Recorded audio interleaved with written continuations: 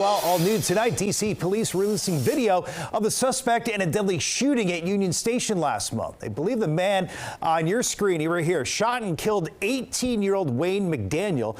Two were seen talking to each other on February 10th in the parking garage. Now, the suspect allegedly pulled a gun, then shot McDaniel as he ran off. If you have any information, call D.C. police. Tonight, the work continues just outside the White House, where crews are dismantling the Black Lives Matter Plaza. You can see them working there, but at the same time, people are chalking up these messages of support for the movement. Yeah, DC News Now's Ben Dennis joining us live tonight from 16th Street Northwest. And Ben, some people even taking pieces of the road with them.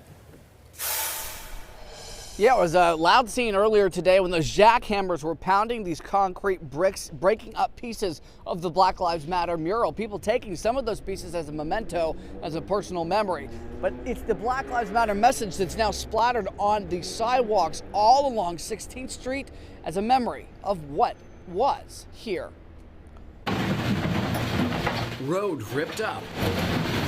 Yellow block letters spelling out Black Lives Matter, now crumbling scoops of debris being hauled off. It is sad. It's really sad. Things are being wiped away too quickly. After the GOP-controlled Congress threat to block millions of dollars to D.C. if the mural was not removed, work to get it done continues for a fourth day. Meantime, messages of support have been written with various colors of chalk on the sidewalk. Scrape us away, you try to erase us, we'll just move it and we'll keep going and make it louder. It may start a little subtle, but it's going to grow and grow and grow. It's just a plaza, but there's more to it, I think. JC walks away from 16th Street with a piece of the mural, a memento to her. Because I think it's important. Black lives will always matter, no matter if this plaza's here or not. What do you think about the message now being spilled over into the sidewalk? I think it's beautiful.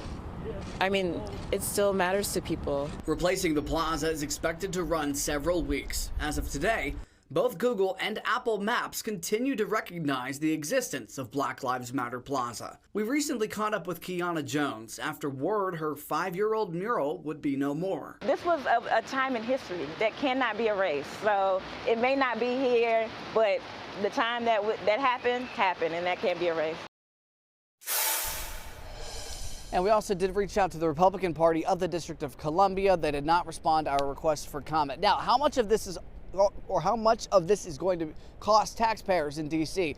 Estimate from the Department of Transportation and the district, $610,000, but they say that's already been budgeted for, money set aside, including for maintenance of the soon-to-be distant memory of this plaza.